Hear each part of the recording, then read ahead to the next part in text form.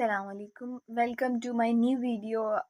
This video is about that Keat is a romantic poet.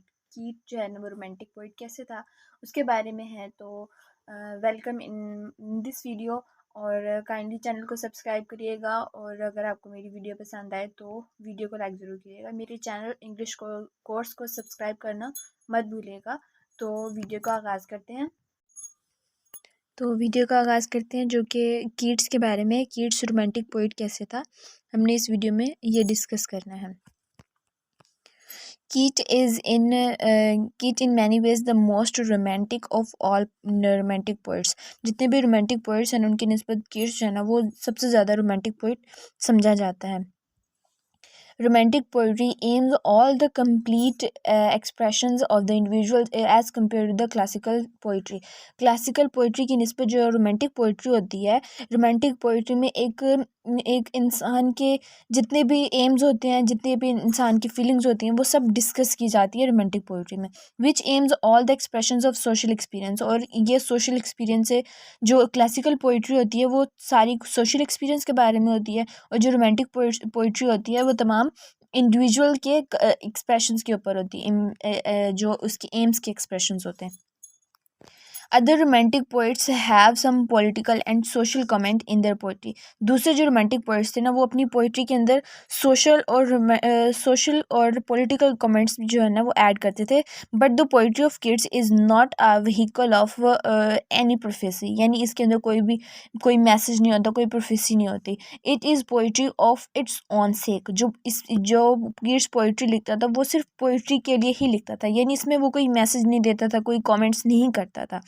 It has no moral, no political or social significance. It is therefore the purest poetry. जो Keats poetry लिखता था वो एक खालिस poetry होती थी, उसके अंदर कोई भी पॉलिटिकल या सोशल कोई भी अहमियत नहीं होती थी।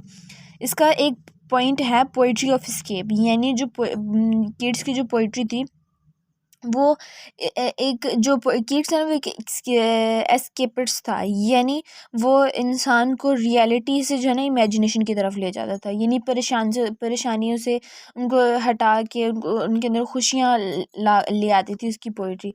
और रोमांटिक पोइट्री इज़ मोर और लेस स्केपिस्ट। जितनी भी रोमांटिक पोइट्री होती हैं वो थोड़ी बहुत जो है ना वो स्केपिस्ट होती हैं।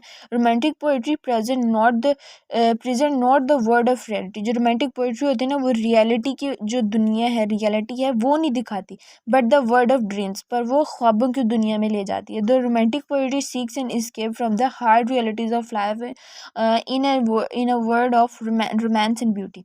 जो रियलिटी की ज़िंदगी है उसकी जो हार्श रियलिटीज़ होती हैं, जो दुख तकलीफ़ें हैं, जो रोमांटिक पोइट्री है ना वो उन सबको रोमांस और ब्यूटी में ले जाती है। Keats is the most romantic of all poets in the sense that he is most escapist of them all.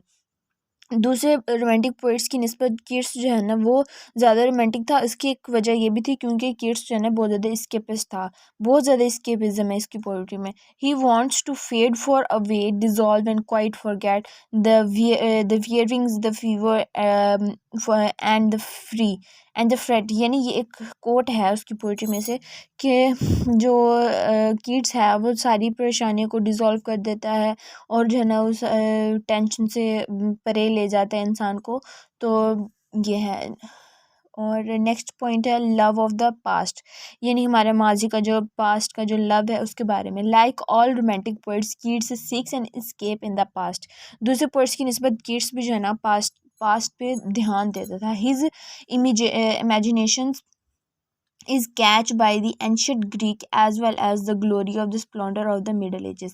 यानी ग्रीक और मिडल एजेस की जितनी भी ग्लोरीज थी ना उसकी तरफ इसकी जो इमेजिनेशंस हैं वो उससे ताल्लुक़ रखती थी। Most of his poetry is inspired by the past. इसकी काफ़ी सारी जो पोइट्री है वो पास्ट से इंस्पायर्ड है, यानी पास्ट की काफ़ी सारी बातें इसकी पोइट्री में पाई जाती हैं। It is rarely that he devotes himself to the pressing problems of the present, यानी ये इस वजह से अपनी प्रेजेंट की प्रॉब्लम्स से जो है ना वो रिजॉल्व कर लेता था अपनी प्रॉब्लम्स को। नेक्स्ट पॉइंट है रोमांटिक थीम्स। ठीक है, रोमांटिक थीम्स क्या होते हैं इसकी, themes of the Keats poetry are romantic in nature. जितने भी थीम्स होते थे इसकी पोइट्री के अंदर वो सारे रोमांटिक थीम्स है।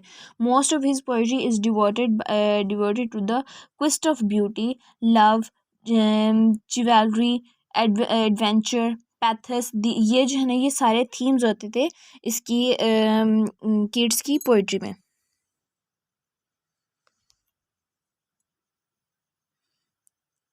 ठीक है, these are some of the themes of his poetry. ये उसकी पोइट्री के थीम्स होते थे। Another strain that runs through his poetry is the fear of death that haunts him constantly and which finds beautiful expression in his sonnets.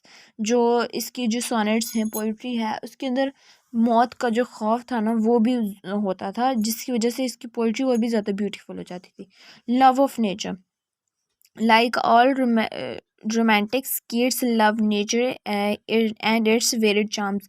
जो कुदरत है, nature है, kids उसको भी बहुत ज़्यादा लव करता था और नेचर से भी बहुत ज़्यादा इंस्पायर हुआ था। He has a vivid sense of colour and the and he transfigures everything into beauty and he touches with ये कोट है, with the magic hand of chance. यानी वो हर एक चीज़ को मैजिक हैंड से जो है ना वो टच करता था। यानी हर एक चीज़ में काफ़ी सारी उसने नेचर को वो तलाश कर लेता था और हर इसकी पोइट्री की लाइन में उसके नेचर का लव शो होता था। ये थी मेरी आज की वीडियो। उम्मीद करती हूँ आपको पसंद आई होगी। काइंडली मेरा चैनल इंग्लिश कोर्स सब्सक्राइब करिएगा और वीडियो को लाइक ज़रूर करिएगा। Thank you so much. अल्लाह हाफिज़।